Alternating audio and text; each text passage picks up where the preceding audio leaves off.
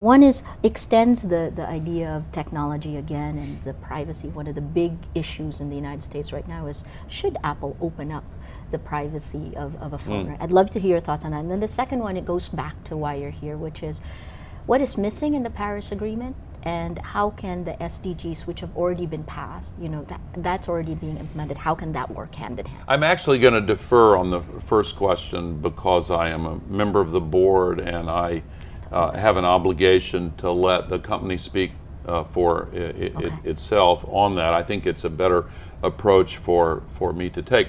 But let me jump right into the larger question that you've asked. The SDGs, or Sustainable Development Goals, and the Paris Agreement have both come in the same year. Along with these two advances, there are several other new international compacts.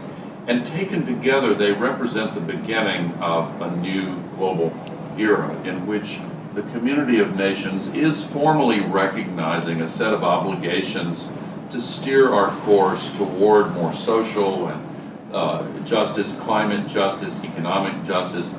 We need to educate girls at the same rate as boys. We need to empower women. We need to deal with the lingering discrimination and persecution that so many minority communities have been experiencing for far too long. We need to take care of the environment.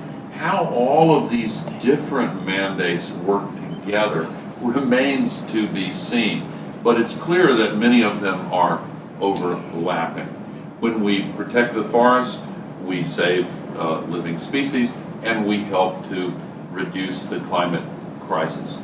When we move toward more inclusion in the economy, we support higher levels of social and economic justice. We have to supplement the global agreements with more capacity building, not only in the developing countries, which we often hear about, but in the developed countries as well. I think we need capacity building in the United States because our democracy is not in a healthy condition now. There's way too much influence wielded by those with large amounts of money. We need to restore a healthy democratic process. Our democracy's been hacked. The operating system no longer works for its owners, and we need to take it back. Again, I'm optimistic that in this new internet, digital, social media era, we are seeing the rise of popular grassroots movements in every country that really bring me a sense of hope and optimism. Since I have no more time, but that grassroots movement turns into a mob like this. Well, it's always been the case, and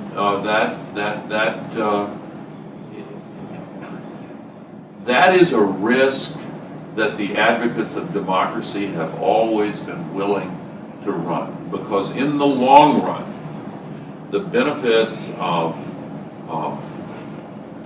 harvesting the wisdom of crowds, trusting in what we know to be the truth, that all of us together are smarter and wiser and more effective than the smartest individuals among us.